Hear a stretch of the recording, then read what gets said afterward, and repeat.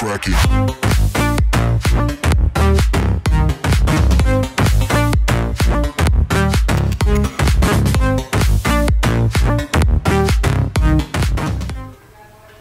Assalamualaikum warahmatullahi wabarakatuh. Bagaimana kabar kalian hari ini anak? Semoga kalian semua dalam lindungan Allah Subhanahu wa taala. Baiklah, kita bertemu kembali di acara MPLS kali ini dengan materi pembelajaran dan cara belajar efektif. Baik, sebelum kita mulai, kita panjatkan puji syukur kehadirat Allah Subhanahu wa taala karena hanya atas rahmat dan inayahnya semata kita semua masih diberi kesehatan dan keselamatan sehingga kita bisa mengikuti kegiatan MPLS hari ini dalam keadaan sehat walafiat. Salawat dan salam semoga selalu tercurah limpahkan kepada Nabi Muhammad SAW, para sahabatnya, para keluarganya, dan para pengikutnya sampai dengan akhir zaman. Amin ya robbal alamin. Baik anak-anakku sekalian, selamat datang di SMK Negeri 2 Bondowoso. SMK 2 hebat. Baik anak-anakku sekalian, perkenalkan nama Ibu Miss Miati. Ibu di SMK 2 mengajar mapel matematika. Kali ini Ibu berkesempatan mengajarkan kepada kalian untuk mengenal apa pembelajaran dan bagaimana cara belajar yang efektif. Baiklah anak-anak, selamat menikmati. Kita mulai dari pengertian pembelajaran dulu anak-anak. Belajar menunjukkan apa yang dilakukan seseorang sebagai subjek yang menerima pembelajaran. Sedangkan mengajar menunjukkan apa yang harus dilakukan oleh pengajar. Belajar adalah kegiatan yang berproses dan merupakan unsur yang sangat penting dalam penyelenggaraan setiap jenis dan jenjang pendidikan. Kemudian, menurut para ahli, menurut Bapak Sujana, pembelajaran adalah setiap upaya yang dilakukan oleh pendidik dan memberikan dampak bagi peserta didik untuk melakukan kegiatan pembelajaran. Sedangkan menurut Nasution, pembelajaran adalah suatu aktivitas yang mengorganisasi atau mengatur lingkungan sebaik-baiknya, ya, dan menghubungkan sehingga terjadi proses belajar. Jadi, pada intinya, secara lengkap, pembelajaran itu adalah suatu proses yang dilakukan oleh individu untuk sebuah perubahan baru secara keseluruhan sebagai pengalaman diri sendiri dalam interaksi dengan lingkungannya. Baik anak-anakku sekalian, akan Ibu jelaskan bagaimana sih pembelajaran yang efektif ya, agar pembelajaran itu dapat bermanfaat dan menghasilkan sesuatu yang maksimal. Yang pertama, ada tips menurut para psikologi. Yang pertama adalah rasakan kebutuhan untuk belajar ya. Jadi tanamkan dalam hati bersungguh-sungguh dalam belajar, karena kesungguhan ini akan membuat kita tidak hanya belajar saat sedang mood saja, melainkan juga belajar di setiap waktu tanpa terasa berat.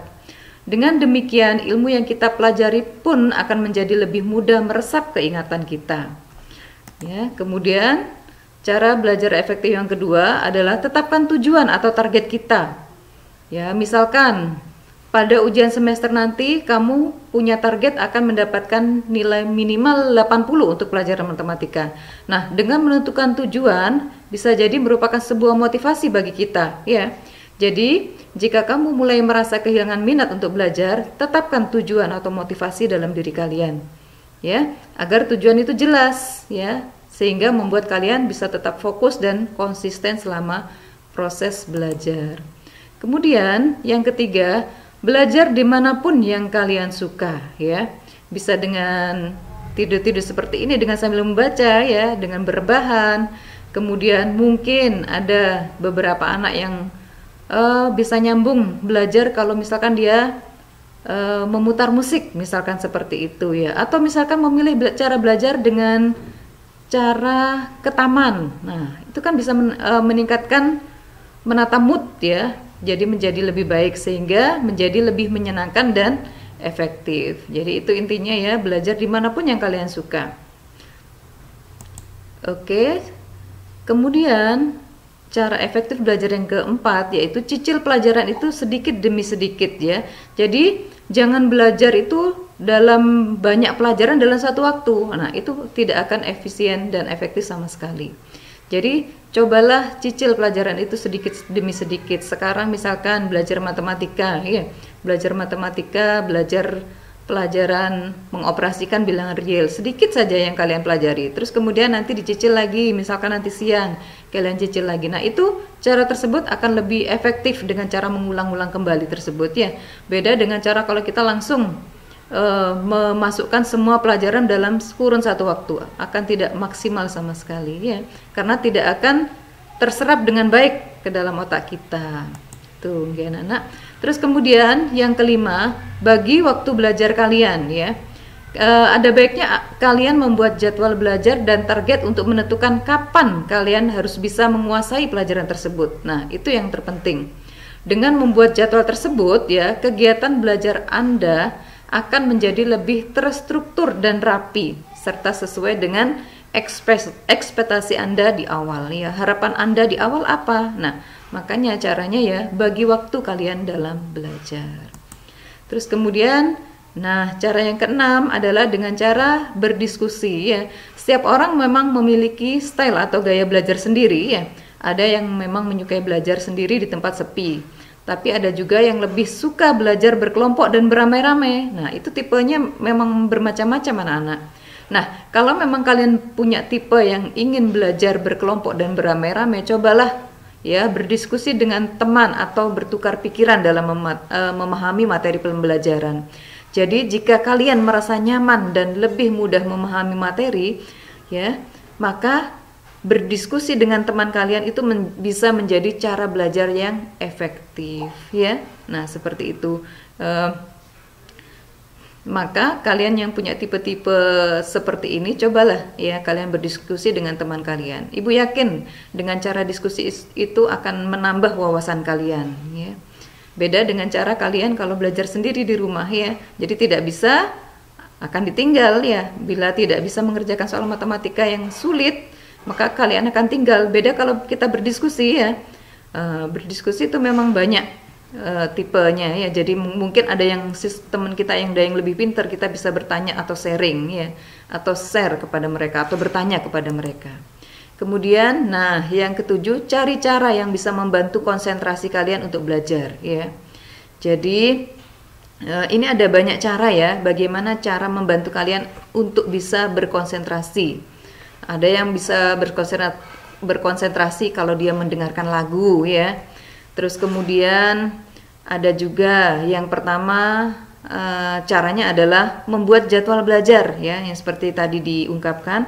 Terus kemudian temukan metode yang tepat ya dalam kalian membantu konsentrasi.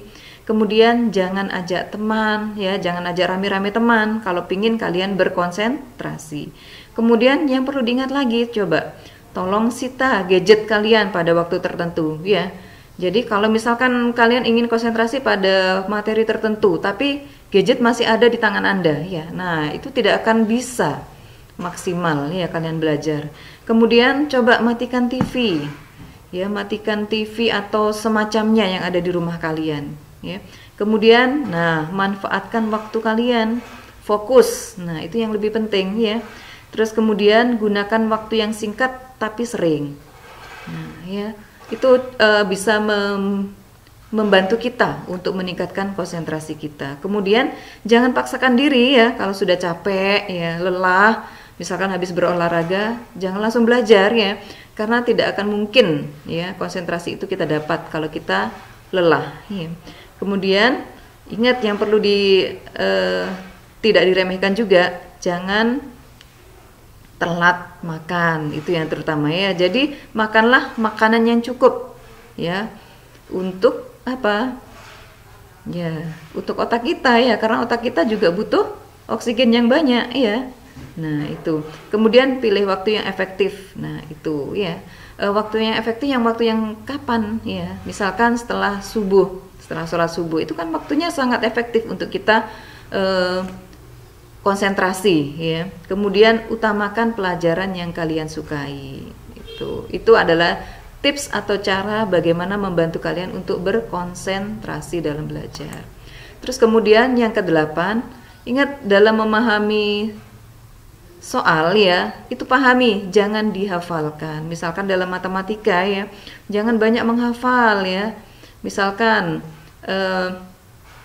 dalam menghafal rumus ya. Nah, itu coba kita pahami bagaimana kita dapat rumus seperti itu ya. Kalau kita hafalkan, Ibu yakin ya, itu akan tidak lekat di otak kita ya. Jadi sekedar menghafalkan pelajaran hanya akan efektif untuk waktu tertentu saja, dalam jangka pendek saja. Sedangkan dalam jangka panjang, ilmu yang dihafal hanya akan mudah dilupakan dan tidak meninggalkan manfaat apapun. Seperti itu ya. Jadi cobalah belajar memahami. Jadi jangan menghafal. Kemudian yang kesembilan, ini yang tidak kalah penting anak-anak ya, jangan malu bertanya kepada siapapun. Kalau ingin kita belajar kita optimal ya, jangan malu bertanya, ataukah kepada guru, ataukah kepada teman kita yang lebih mengerti, atau kepada mungkin orang tua ya, atau bisa jadi mungkin kepada tetangga kita ya. Jadi jangan segan, jangan malu bertanya untuk mendapatkan ilmu gitu anak-anak ya.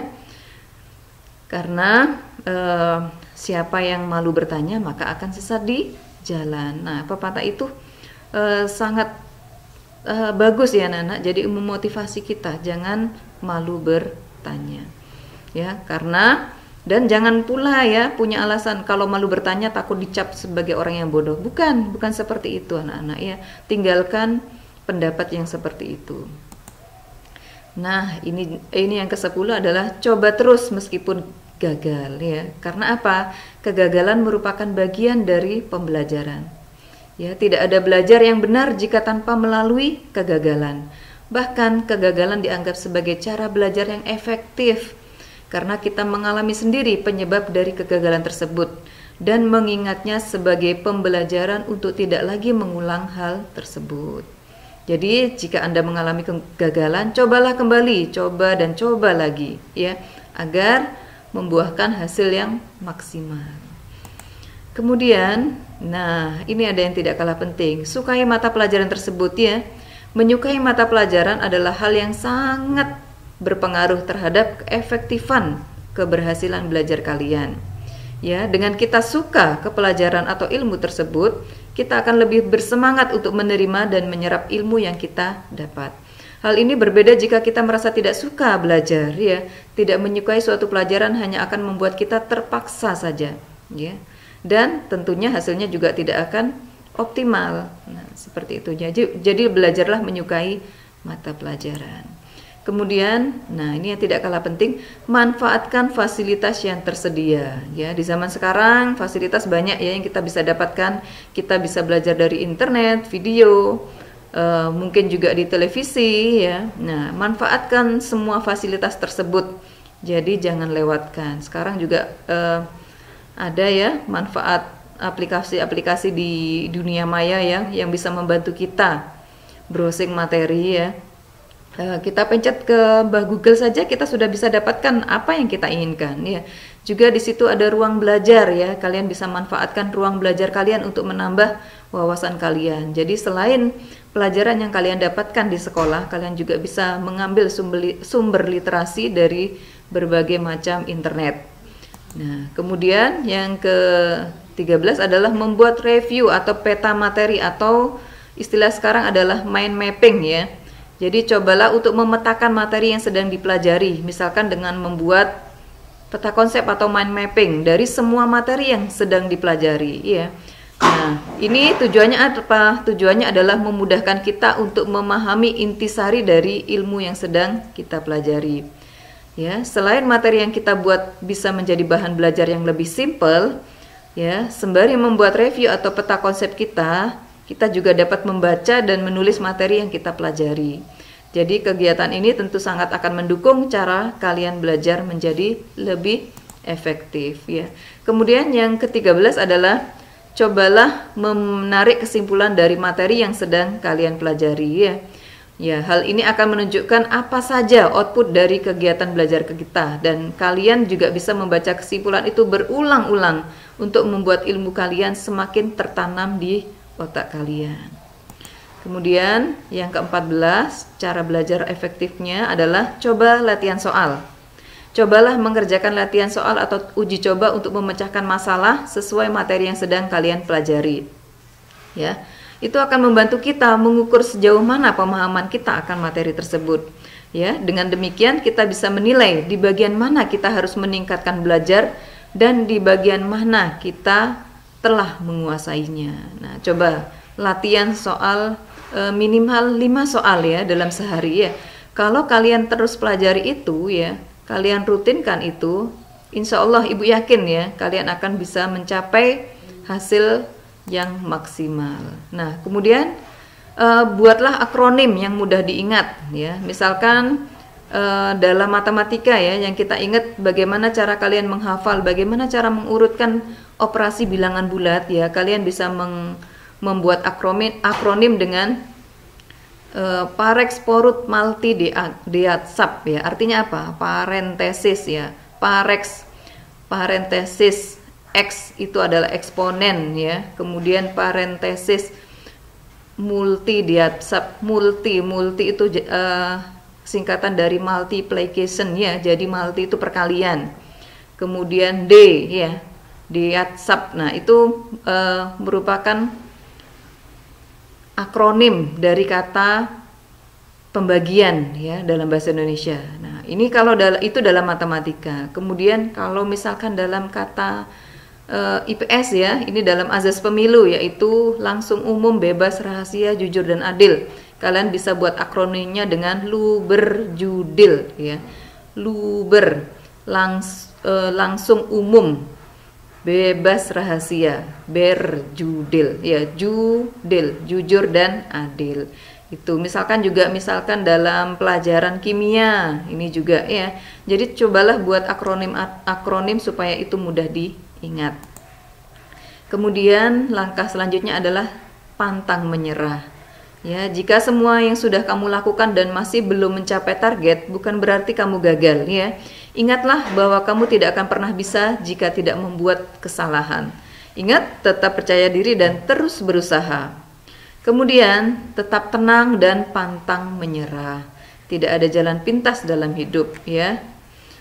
Begitupun dalam meraih impianmu, maka jangan pernah menyerah untuk terus berbuat ya atau mencoba.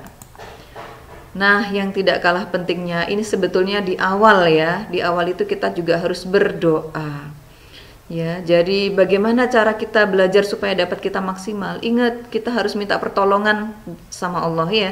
Kita harus minta pertolongan dengan yang Maha Menciptakan ya. Karena apa? Karena tidak ada usaha dan upaya kita yang tidak luput dari pertolongan Allah. Jadi jangan lupakan itu anak-anak ya. Ingat, belajar merupakan usaha kita untuk menjadi seorang yang pintar dan berguna. Namun tidak ada usaha yang sempurna tanpa diiringi dengan doa. Oleh karena itu, janganlah lupa untuk berdoa sebagai pelengkap usaha kita agar ilmu yang kita dapat menjadi berkah dan manfaat. Nah, dari rangkaian yang Ibu jelaskan tadi, bagaimana cara belajar yang efektif, maka ada penugasan buat kalian di rumah ya. Yang pertama, Ibu minta ceritakanlah pengalaman Anda dengan jujur ya. Bagaimanakah Anda belajar selama ini? Nah, coba tuliskan dalam bentuk kalimat, tuliskan di halaman kertas folio ya. Dan ingat, tolong ceritakan dengan jujur pengalaman Anda. Kemudian yang kedua, tolong buatlah mind mapping ya, peta konsep atau ringkasan tentang cara belajar efektif seperti uraian di atas yang sudah Ibu jelaskan tadi. Apa tujuannya? Tujuannya adalah agar kalian termotivasi dalam belajar ya. Tolong tuliskan mind mapping ini dalam satu kertas HVS ya. Kemudian kumpulkan tugas kalian pada saat kalian masuk sekolah. Nah, hasilnya nanti akan Ibu kembalikan kepada kalian, dan tolong hasil mind mapping yang sudah kalian buat itu nanti tolong dipajang di pintu kamar kalian atau di dinding kamar kalian. Agar apa? Agar kalian selalu membaca dan termotivasi untuk lebih giat dalam belajar. Baiklah anak-anakku sekalian, Itu saja penjelasan dari Ibu tentang pembelajaran dan cara belajar yang efektif, ya. Semoga kalian semua selalu sehat sehingga kalian dapat melaksanakan tugas yang Ibu berikan dan dapat menyelesaikan dengan tepat waktu. Terima kasih atas perhatian kalian. Ibu mohon maaf bila ada tutur kata yang tidak berkenan. Akhirul kalam, Ibu sampaikan Assalamualaikum warahmatullahi wabarakatuh. SMK 2 bisa.